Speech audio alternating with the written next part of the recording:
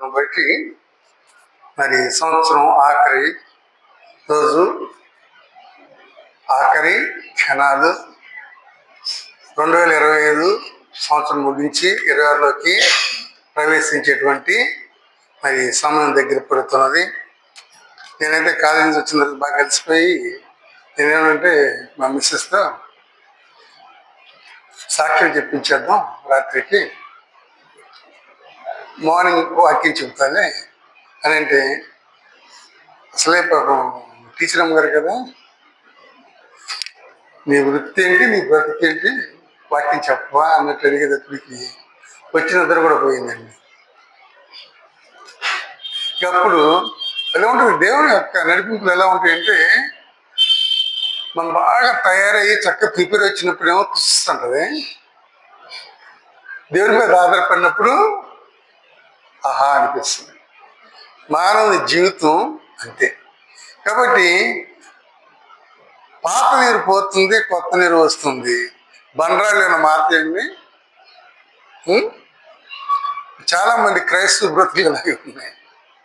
సంవత్సరాలు గతించిపోతున్నాయి కానీ ఆత్మీయతలో ఎదుగుదల లేదు. రెండోది, వాళ్ళు చర్చ్ ఆఫ్ క్రైస్తవులు యూట్యూబ్లో పెట్టారు ఈ ప్రామిస్ కార్డుల గురించి, ఆడి గురించి, వీటి గురించి. వాళ్ళు సమాధానం చెబుతున్నాను కానీ అంతరాత్మ ఉంది, నీకెందుకు వదిలేను. ఇప్పుడు వాగ్దానాలు అనేవి వాగ్దానంతో కూనే కానీ మనిషిని పాడు చేసే కాదు కదా. అలాంటప్పుడు దేవుని యొక్క వాక్యాన్ని వాగ్దాన రూపంలో తీసుకుంటే ఆ సంవత్సరం అంతా మనకున్నటువంటి నమ్మకం ముందుకి అది తప్పు కాదు కదా. కాబట్టి ఈ దినాల్లో అనేక మంది దేవుని సన్నిధానానికి రావడానికి ఇష్టపడట్లా. ఇంట్లో కూర్చొని యూట్యూబ్లో మొదలు పెడితే యూట్యూబ్లో వచ్చిన వాక్యాలను ఎలా ఉంటాయండి? దేవుడు నిన్ను ఆస్వాదించును, దేవుడు నిన్ను కాపాడును, నీ కుటుంబానికి ధనాన్ని సహాయం చేయను, ఇప్పుడే నేను ప్రార్థన చేస్తున్నాను, ఇప్పుడే మీ ఇంట్లోకి ఇది కనక వర్షం కురిసిపోతుంది. ఇలా చెబుతున్నప్పుడు చాలా చక్కగా ఉంటుంది కదా. అదే నువ్వు దేవుణ్ణి నమ్మావా, దేవుళ్ళ విశ్వాసం ఎదుగుతున్నావా, నీ బ్రతికి ఎలా ఉంది, నీ జీవితం ఎలా ఉంది అంటే ఇష్టపడతావా? మనల్ని గర్దిస్తే మనం ఇష్టపడం, కానీ మనం ఎన్ని పనులు చేసినా కూడా నువ్వు మంచివాడి, బాలుడు మంచివాడు అంటే చాలా అనే సంతోషం. కాబట్టి ఇది నాన్న వాయుమండల అధిపతి ఎవరండి? వాయుమండల అధిపతి ఎవరు? సర్వ సృష్టి దేవుడు చేశారు, కానీ వాయుమండల అధిపతి ఎవరు? అపవాది.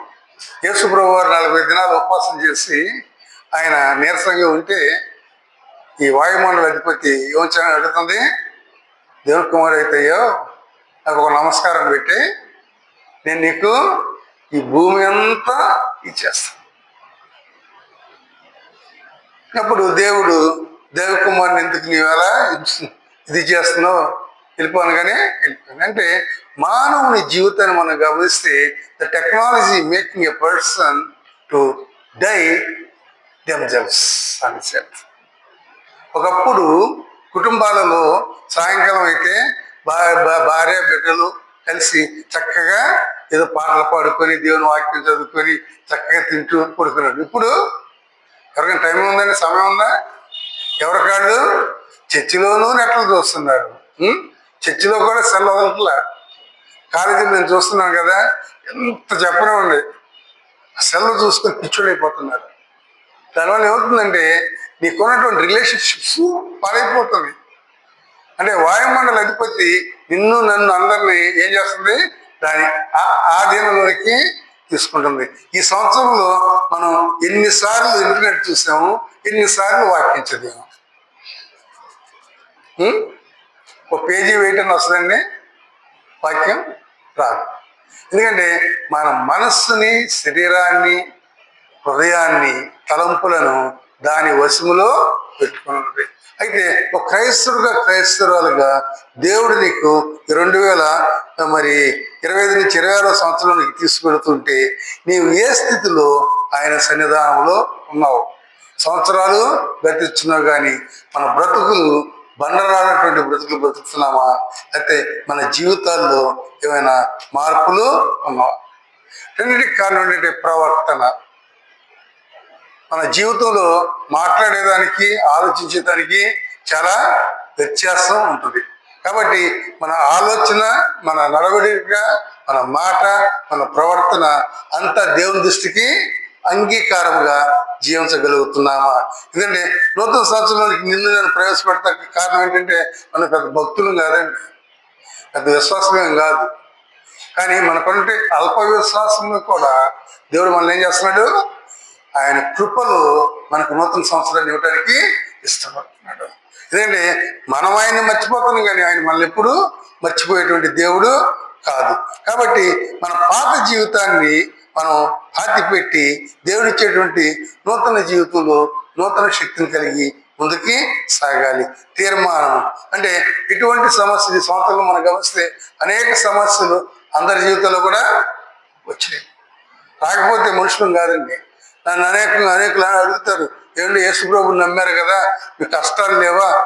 ఎంతమంది ప్రార్థన చేస్తున్నారు. ప్రభువా, నేను ప్రార్థన చేస్తే 100 రూపాయలు కావాలనుకుంటే దేవుడు నాకు అప్పుడే రోడ్డు మీద నడుస్తుంటే 1000 రూపాయలు ఇచ్చాడని చెప్పి కొంతమంది సాక్షి చెప్తారు. ఇంకొంతమంది 2 కాసులు బంగారం అడిగిందంట, 4 కాసులు బంగారం దేవుడు ఇచ్చాడంట. ఇలాంటి పిచ్చి పిచ్చి మాటలు చెప్పొద్దు. ఎందుకంటే అది అబద్ధ ప్రవక్త నిన్ను నన్ను వాడుకునేటువంటి విధానం. కానీ నిజమైనటువంటి దేవుని బిడ్డల జీవితాల్లో ఇబ్బందులు వస్తాయి, ఇక్కట్లు వస్తాయి. అనేక సార్లు మన జీవితం మనకి ఏమై ఉన్నది అనేది కూడా మనం అంటే ఆలోచించలేని నిస్సహాయ స్థితిలో కూడా ఉంటాం. కానీ దేవుడే మనకి సహాయము, దేవుడే మన రక్షకుడు, దేవుడే మనలను నడిపించేటువంటి వాడు. ఎందుకంటే ఆయన మంచి కాపరి. కాబట్టి ఆ కాపరిని కలిగిన మనము క్రైస్తవులకి తేడా ఒకే తేడా ఉంటుంది. అదేంటంటే మనకి ఇబ్బందులు వస్తాయి అందరికి వచ్చినట్టు, కానీ ఆ ఇబ్బందులు మనకున్న గుండె ధైర్యం ఏంటంటే నా ప్రభువు నాకు తోడుకున్నాడు, నా కుటుంబాన్ని లేవనెత్తుతాడు, నన్ను ఆస్వాదిస్తాడు, నన్ను ముందుకి తీసుకువెళతాడు. నా జీవితం నేను గమనించినప్పుడు మరి నా జీవితంలో ఎప్పుడు పొందినటువంటి ఈ సంవత్సరం చాలా ఇదైంది. కానీ నేను చాలాసార్లు అనుకున్నాను, అందరికంటే నేను చాలా బాగున్నాను, నా స్నేహితులందరికంటే నేను చక్కగా వాక్యం చదువుతున్నాను, ఎటువంటిది లేకుండా జీవిస్తున్నాను, నాకే ఎందుకు వచ్చినాయి అని చెప్పి దేవుణ్ణి ప్రశ్నించడం మొదలుపెట్టా. మొదలుపెట్టిన కాడి నుంచి ఇంకా శ్రమలో ఎక్కువ మొదలుపెట్టి అప్పుడు నేను అనుకున్నాను చనిపోతే పోలా అనిపించింది. నా భార్యతో అయితే మొన్న ఏమన్నానంటే, 2వ ఫిట్స్ లాగా వచ్చినప్పుడు ఈసారి పడిపోయిననుకో నన్ను ఏం చేతి వదిలే, చక్కగా ఫిట్స్లోనే పోతే మంచిది, ఎందుకు బ్రతికుండి ఏం సాధించాను, చచ్చి ఏం సాధిస్తాను. కొన్నిసార్లు మన జీవితం మీద మనకి విరక్తి వస్తుంది. ఎందుకంటే మన పిల్లలు మనం అనుకున్నది జరగకుండా ఇచ్చినప్పుడు ఒక రకమైనటువంటి బాధ, ఆవేదన, దేవుని మీద ఉక్రోషం వస్తుందండి. బిడ్డల మీద రాదు, బిడ్డలకి సేపు తిడతాం, మన తర్వాత అమ్మో నా బిడ్డ, నా కుమార్తె అంటాం. కానీ దేవుడి దగ్గరికి వచ్చేటప్పటికి కనపడలేదు కదా దేవుడు. కాబట్టి దేవుని అంటాం, దేవుని మీద ఉక్రోషం, నేను ఇంత చేస్తున్నాను అంత చేస్తున్నాను, నీ సన్నిధానంలో మరి నేను 10వ వంతు ఇస్తున్నాను, అది ఇస్తున్నాను, ఇది ఇస్తున్నాను, ఉపవాసం చేస్తున్నాను, కానీ నాకే ఎందుకు వచ్చిందంటాం. బిడ్డల విషయాలు అంటావా? కానీ దేవుడు ఒకే ఒక్క మాట నాతో మాట్లాడి అక్కడి నుంచి తర్వాత నేను ఆలోచించడం మానేశానండి. ఆ మాట ఏంటంటే, when you are in your mother's womb as a premature child, when you came out to the world, all the doctors said the child will die within few hours or few days, but I am the one who take care of you, and why you are worried about that? Just give thanks to me. Simple. ఇన్ని ఆలోచించానండి. కానీ ఇన్ని ఆలోచిస్తే దేవుడు అన్నాడు, నీ తల్లి గర్భంలో నీవు దాన్ని ఏమంటారు, నాకు తెలుగులో ఆ పదం నాకు రాలేదు. ప్రీమెచ్యూర్ అంటే నెలలు తక్కువ, పుట్టినప్పుడు వైద్యులు ఎంతలో పోతాడు ఇంకా పోలేదా అన్నటువంటి వైద్యుల్లో నుంచి నీకు ప్రాణాన్ని ఇచ్చి లేపిన నిన్ను నేను వదిలిపెడతాను. నువ్వు చేయాల్సిందేంటి, ప్రతి విషయంలోనూ స్తుతించు. అక్కడి నుంచి నేను ప్రతిదానికి ఏంటంటే ఎక్కువ ప్రార్థన కూడా ఎక్కువ చేయట్లేదండి. ప్రభువా నీకు వందనాలు ఈ రోజు ఇచ్చినందుకు, ప్రభువా నీకు వందనాలు వెళ్ళిపోతున్నా. ఏ జబ్బు రావట్లేదండి, నా షుగర్ కూడా కంట్రోల్ అయిపోయింది. ఇది ఎప్పుడైతే దేవుడిని స్తుతిస్తున్నానో దేవుడు నన్ను ఆశీర్వదిస్తున్నాడు. ఎప్పుడైతే దేవుడిని నేను అడుగుతున్నానో ఇంకా నేను క్రష్ అవుతున్నాను. అంటే there is secret for a Christian life. Whatever the situations are appear, just give thanks to God. ఎందుకంటే ఒకరికి రాని శ్రమ నాకు వచ్చింది, ఈ శ్రమలో కూడా నువ్వు నాకు తోడుగా ఉన్నందుకు నీకు వందనాలు తండ్రి అంటే God will bless you abundantly. ఎందుకంటే మన జీవితాలలో మనం మరి ముందుకు సాగాలనుకున్నప్పుడు మనం ఏం చేయాలంటే God has separated from us. దేవుడు మనల్ని ఈ లోకంలో నుంచి వేరుపరిచాడు. కానీ మనం ఏం చేసాం, లోకాన్ని తెచ్చుకొని ఇంట్లో పెట్టుకుంటున్నాం. అది ఎంతవరకు మంచిదండి? లోకంలో నుంచి ఆయన వేరు చేసుకొని నా కుమారుడు నా కుమార్తెగా ఏర్పాటు చేసుకుంటే మనం ఏం చేస్తున్నాం, లోకాన్ని తీసుకొని ఇంట్లో పెట్టుకుంటున్నాం. కానీ అది దేవునికి ఇష్టమైనటువంటి జీవితము కాదు. ఎందుకంటే దేవునికి ఇచ్చేటువంటి నూతన మరి సంవత్సరంలో నీ జీవితంలో దేవుని యొక్క ఆశీర్వాదాలు కారకురాలుగా ఉండాలనుకుంటే మనము ఆయన నామానికి మహిమ తెచ్చేట్లుగా ఉండాలంటే ఆయన చెప్పినటువంటి మాటలను మనము గైకొనాలి. ఆయన ఏం చెప్పాడండి? మాట్లాడుతూ ఉదయం నుంచి 10 సాయంకాలం దాకా యేసుప్రభుని నమ్ముకొని చెప్పాలి. ఆయన ఎక్కడైనా యేసుప్రభు వారు చెప్పారా? ఎక్కడైనా పరిశుద్ధ గ్రంథంలో యేసుప్రభు వారు మీరు వెళ్ళి నన్ను నమ్ముకోమని చెప్పమని చెప్పాడు. ఆయన నాకు సాక్షులుగా ఉండమన్నాడు. అంటే ఆయన బిడ్డలుగా మనము ఆయన ప్రవర్తనలు కలిగి జీవించినప్పుడు మనలో ఇతరులు యేసయ్యను చూస్తారు. ఆయన చెప్పిన 2 ఆజ్ఞలు ఉన్నాయి కదా. ఏ ఆజ్ఞలు చెప్పాడు ఆయన? నిన్ను వలే నీ పొరుగువానిని ప్రేమించుము, నీ హృదయపూర్వకంగా దేవుని ఆరాధించుకున్నాడు.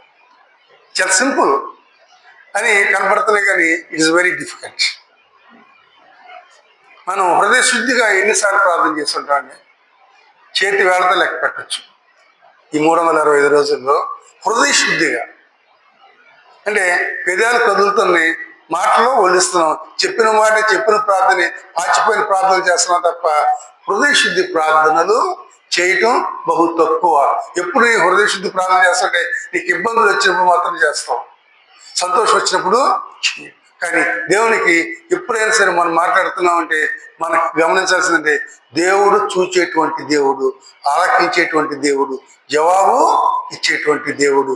మన హృదయాంతరంగాన్ని ఆలోచించేటువంటి దేవుడు సమక్షంలో మనం ప్రార్థన చేస్తున్న విషయాన్ని మనం గుర్తెరిగి ముందుకి వెళ్ళాలి. అంటే మనం నామకార్థ క్రైస్తవులాగా ఈ జీవితంలో జీవించడం కాదు, కానీ దేవుని నిజమైనటువంటి బిడ్డలుగా మనం ముందుకి వెళ్ళాలి. కాబట్టి కుల మతాలకు అతీతంగా యేసుప్రభు వారు మనం చెప్పినట్లుగా మనం చేసింది అంటే ఆయన ప్రేమను పంచుదాం.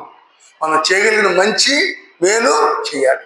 చేసినప్పుడు మనం చేసే మేలుని నిన్ను చూడరు, కానీ నీలో ఉన్నటువంటి ఆ యేసయ్యను చూసేటువంటి అవకాశాన్ని మనము ఇవ్వాలి. ఎందుకంటే చాలాసార్లు మన జీవితంలో మనం గమనించి ఎన్నో చేయాలనుకుంటాం, కానీ ఏమి చేయలేము. ఎందుకంటే మొట్టమొదటిగా మన జీవితంలో మన ప్రవర్తన ఎలా ఉందంటే మన చూపులు.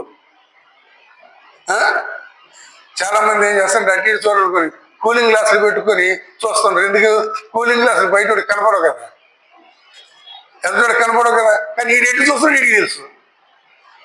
కానీ ఈ దినాల్లో చూపుల వలన కానీ ఇక మనం గమనించినప్పుడు తలంపులు, మాటలు, క్రియలు ఎన్నిటి సమూహమే ప్రవర్తన.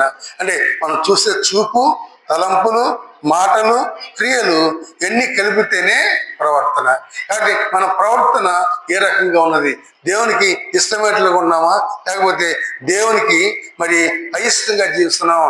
మన చూపుల పరిచూపులు సరిగ్గా లేకపోతే పరిశుద్ధతను కోల్పోతాం. అంటే ఎప్పుడైతే నీ చూపులలో పరిశుద్ధతను కోల్పోతావో నీకు తెలియకుండానే నీ తలంపులలో అపరిశుద్ధత వచ్చి చేరింది. That is the reason empty mind is the devil's workshop. ఖాళీగా ఉన్నటువంటి మెదడంట సాతానికి అవకాశం ఇచ్చినట్టుంటుంది, సాతాను ఆధీనంలోకి వెళ్ళిపోతుంది. కాబట్టి దేవుడు ఏమంటే నా మాటను గైకొను, నా వాక్యాన్ని వినండి, నా జ్ఞానం, మరి నా మాటలు మీరు స్మరణ చేసుకున్నాండి అని చెప్తుంది. కీర్తనాకారుడు మనం గమనిస్తే కీర్తనలు మించింది ఏది లేదండి. దావీదు కీర్తనాకారుడు 150 కీర్తనలు చూస్తే ఆయన వేదనలు, సంతోషం, దుఃఖం అన్నీ చెప్పాడు ఆయన. కానీ ఆయన దేవుని చేత ఏమిచ్చాడు? నాకు ఇష్టమైనటువంటి నా హృదయానుసారుడు అన్నటువంటి ఆ దావీదు చూపులతో చేసినటువంటి తలంపులతో చేసినటువంటి ఆ యొక్క క్రియలను బట్టి దేవుని చేత శిక్షింపబడ్డాడు, దేవుని చేత అసహింపబడ్డాడు. ఎంతగా అసహింపబడ్డాడంటే ఆయన హృదయానుసారైనటువంటి ఈ దావీదును మనం గమనించినప్పుడు మరి ఆ దావీదు ఏం చేశాడు? తన చూపు ద్వారా ఒక పరస్త్రీని వ్యామోహించాడు. దానివల్ల తన కుటుంబంలో బిడ్డలంతా చచ్చిపోయారు కదా, పుట్టినట్టు చనిపోయారు. సొంత కుమారుడే దావీదుని ఏం చేశాడు?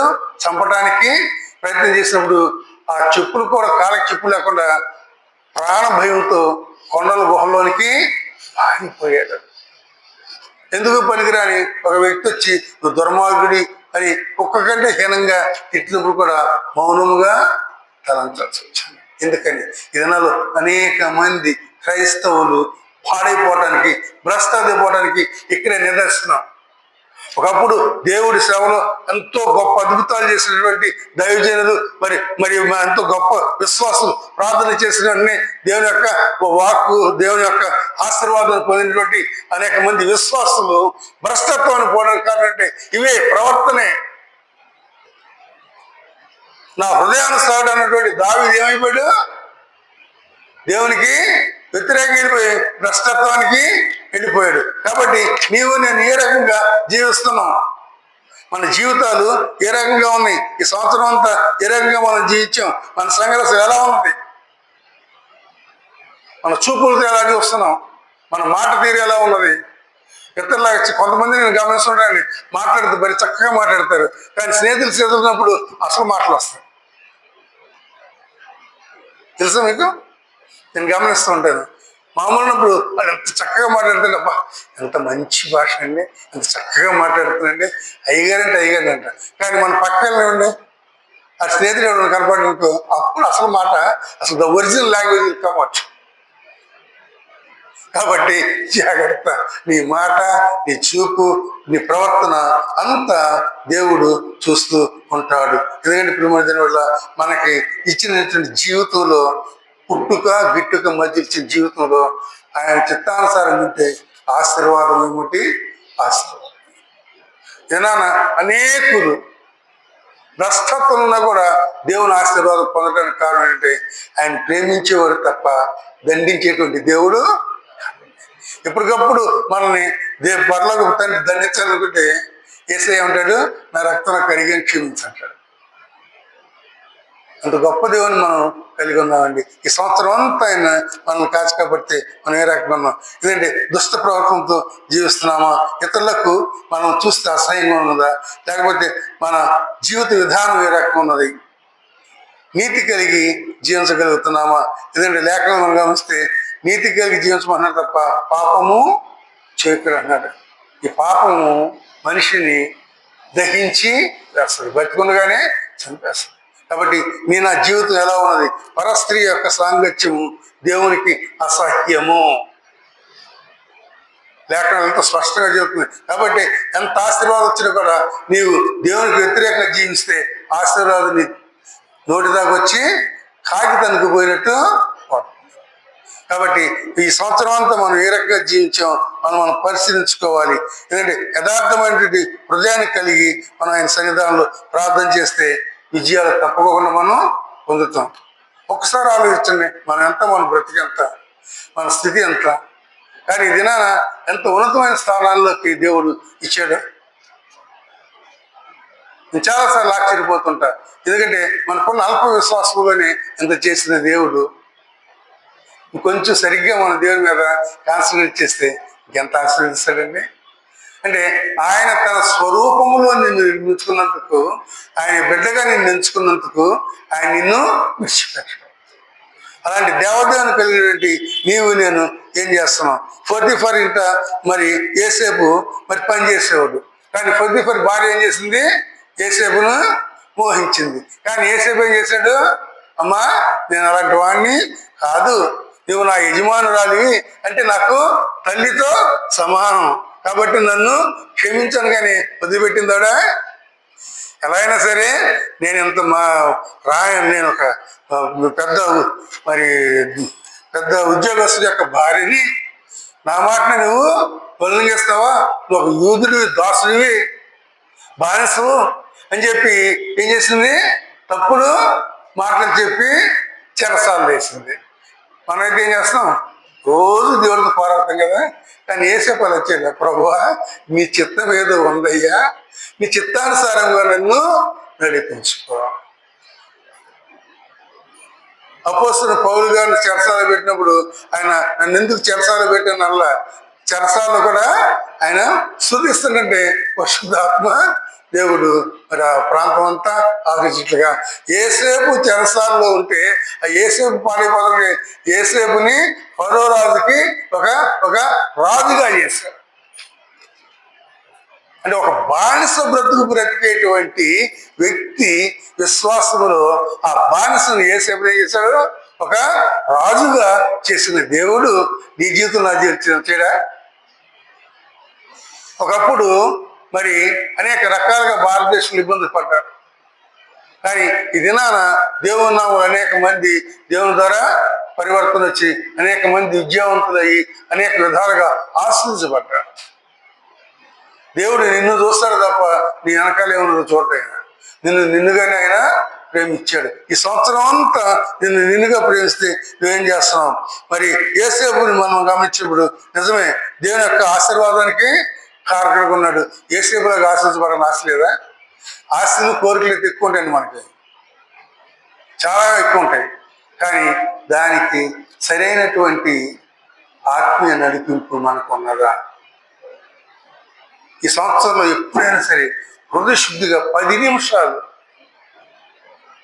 Do have interest with God, దేవునితో నీవు సంభాషించగలిగావా? మేము దేవుని ప్రార్థన చేస్తున్నప్పుడు దేవుడు నా మాట వింటున్నాడు, నా స్వరం ఆలకిస్తున్నాడు దేవుడు అని చెప్పి భక్తి శ్రద్ధలతో ప్రార్థన చేయగలిగావా? ఎప్పుడైనా నీవు పాప ఒప్పుకున్నావా? నేత్రాస జీవభూటము ద్వారా అనేక తప్పులు చేస్తున్నాం, అనేక ఆలోచనలు వస్తాయి, త్రుటిలో తప్పుకుంటాం. కానీ అదే సమయంలో ఆ ఆలోచన బట్టి కూడా మనము దేవునికి దూరమయ్యేటువంటి స్థితిలో రాకుండా దేవుడు నిన్ను నన్ను కాపాడాడు. అనేక చోట్ల పడిపోయేటువంటి మనల్ని ఆయన లేవనెత్తాడు, ఆర్థికంగా లేవనెత్తాడు, మానసికంగా లేవనెత్తాడు, ఆరోగ్యపరంగా లేవనెత్తాడు.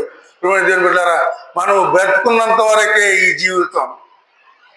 మనం పోయిన మరుక్షణం మన ఇంట్లో తీసి బారేస్తారు. చచ్చిన శవానికి నిన్ను జీవిస్తూ దేవునికి వ్యతిరేకంగా జీవించేటటువంటి వ్యత్యాసం లేదు. మరి ఈ సంవత్సరం అంతా దేవుడు నిన్ను కాచి కాపాడితే నువ్వు ఏ స్థితిలో ముందుకి సాగలుగుతున్నావు? మరి ఇక్కడ 2 తిమోతి 3:1-5 మనం గమనించి, మనుష్యులు స్వార్థ ప్రియులు. నీలో స్వార్థం ఎక్కువైపోయిందా? స్వార్థం ఉండాలి, కానీ అది మరీ ఎక్కువైపోకూడదు. స్వార్థం అంటే నీ అవసరానికి నెలవారికి సరిపడా ఉంచుకోవాలి కాదంట్లా, కానీ నిన్ను ముందు ఉంచుకుంటే అది నీకే అంటే దేవుడు నిన్ను ఆశీర్వదిస్తున్నాడంటే దానికి కారణం అంటే ఆశీర్వాదాన్ని వెనకేసుకొని డాలర్స్ చేసుకోమని కాదు. నిన్ను మించి నీకు ఆశీర్వదిస్తున్నట్టే నీవు 10 మందికి ఆయన నామహిమార్థమై ఉపయోగపడులాగా నిన్ను ఆశీర్వదిస్తున్నాడు. ఆ స్వార్థం అనేది మన జీవితంలో తగ్గించుకోవాలి. ధనాపేక్ష, ఈ ధనం అనేది ఎంత మంచిదో అంత చెడ్డదండి. నేను కొంతమంది చూస్తాను, చాలా కోట్లు ఆసుకుంటుంది, కానీ ఇంట్లో పేపర్లు కూడా ఒక మూల బస్తాలు బస్తాలు మూలను కట్టి దాన్ని ఏం చేస్తారంటే అమ్ముకుంటారు. అంత అవసరమా? పనికిరాదని పక్కన పడేస్తే ఇంకో పేదోడు ఎవరో ఆ పేపర్లు ఏరుకున్నాడు మాకు బతుకుతాడు కదా, అది ఒక పూట కింద వస్తుంది కదా. కానీ మనం ఏం చేస్తాం? అది కూడా ఏదో దాయాలనుకుంటాం. ఈ దాసింది ఏమైనా వస్తుందా నీ చుట్టూ? నేను కలేమి రా. కాబట్టి ధనాపేక్ష కొనకూడదు. దేవుడిచ్చిన ఆశీర్వాదాన్ని బట్టి ప్రభువా నువ్వు నన్ను ఎంత ఆస్వాదించావు, నా స్థితి నీకు గుర్తున్నంత తండ్రి, ఈ స్థితి నుంచి నన్ను తీసుకొచ్చావు కాబట్టి నేను నీకు ఏ రకంగా నీ నామానికి మహిమ త్యాగాలు. మరి ఇక మనం గమనించినప్పుడు బెంకములు ఆడవారు. అబ్బా, ఇందులో మనం ఫస్ట్ ఉంటాం కదండి. ఎక్కడ లేని ఇది వస్తుంది. మన మాటలు చాలా బాగుంటాయి, కానీ అసలే ఉండదు అక్కడ. పై మాటలు మాట్లాడదాం, కానీ దేవుడికి నువ్వు నిజం మాట్లాడుతున్నావు అబద్ధం మాట్లాడుతున్నావో తెలుసు. కాబట్టి మన జీవితాలు ఎలా ఉంది అంత మాత్రం కాదండి. మరి అహంకారం, ఈ దినాల్లో క్రైస్తవ జీవితాలు గమనిస్తే ఎంత అహంకారం ఉందంటే, ఒకప్పుడు ఒక దైవజనుడు మరి యేసు ప్రభులాగా తన సంఘస్థులు కాలు కరిగేవాడు. ఆశీర్వాదం ఎక్కువైపోయింది. ఇప్పుడు ఆయన ఏం చేస్తాడంటే ఆయన కాలు సంఘస్థులు కలిగించుకుంటున్నాడు. జాగ్రత్త. నా జీవితం ఏ రకంగా ముందుకి సాగుతుందో మనం గుర్తుంచుకోవాలి. మరి ఈ దినాల్లో తల్లిదండ్రులను ప్రేమించలేని స్థితిలో ఉన్నారు. వృద్ధాప్యంలో ఉన్నటువంటి తల్లిదండ్రులను చూడటానికి కూడా సమయం లేదు. మొన్న ఒక ఆయన, నా ఫ్రెండ్ ఒక ఆయన అంటున్నాడు, ఏమని అంటున్నాడంటే, బాబు నాకు ఒంట్లో బాగలేదయ్యా, మా అబ్బాయికి ఫోన్ చేశాను, అమెరికాలో ఉన్నాడు, వాడు ఏమన్నాడంటే ఓల్డ్ ఏజ్ హోమ్ తెలిపడ్డారు, మీరు అక్కడ అన్నీ చూస్తారు, ఎందుకు నీకు బాధ అన్నాడు. అది ఓకే. ఆ వ్యక్తి చనిపోయాడు. చనిపోయినప్పుడు కూడా ఆ ఓల్డ్ ఏజ్ వాళ్ళకి ఫోన్ చేసి, కావాలంటే 10,000 ఎక్స్ట్రా ఇస్తాను, అన్నీ మీరు చేసేయండి, నాకు రావడానికి అవసరం లేదు. అంటే నీ బిడ్డలని నువ్వు ఏ రకంగా పెంచుకున్నావు? దేవుని వాక్యం పెంచగలుగుతున్నావా? దెయ్యం ఆధీనంలో పెంచగలుగుతున్నావా? ఒక్కసారి మనం ఆలోచించుకుందాం. ఎందుకంటే పైకి భక్తి కలిగారుకుంటూ దేవునిలో ఉండకపోతే దేవుడు ఈ సంవత్సరం వరకు కాచకపోయిన దేవుడు వచ్చే సంవత్సరం ఏ రకంగా చూస్తారో మనకు తెలియదు. కాబట్టి ఈ కొన్ని క్షణాలైనా దేవుని సన్నిధానంలో వాళ్ళు, ఎందుకంటే నేను వాక్యం చూస్తుంటే చాలా మంది గడియారం చదువుతున్నారు, అవునా? అక్కడే అర్థమవుతుంది. కాబట్టి గడియారం చూసుకుంటే ఒకరోజు గడియారం చోట కూడా మనం ఉన్నామండి. కాబట్టి దేవుళ్ళు ఎదుగుదాం. ఈ నూతన సంవత్సరంలో దేవుడు ఇచ్చే ఆశీర్వాదాలతో ముందుకు సాగుదాం. మనం చేయగలిగిన మేలు చేద్దాం. ఈ లోకంలో వాదాలు పెట్టుకోవద్దు. క్రైస్తవులను ఎన్ని రకాలుగా హింసించాలో అన్ని రకాలుగా హింసించడానికి ప్రయత్నం చేస్తున్నారు. కాబట్టి తెలివిగలవాడు ఏం చేస్తాడు? జ్ఞానవంతుడు నాకు తెలియదు తప్పుకుంటాడు. అనవసరం వాదోపాదాలు మూర్తి చేసినట్టే కాముగా ఉండటం మంచిది. దేవుడు ఇచ్చిన వాక్యమును దీవించును గాక. మరి ఈ సమయంలో అందరూ లేచిన బట్టి 136వ కీర్తన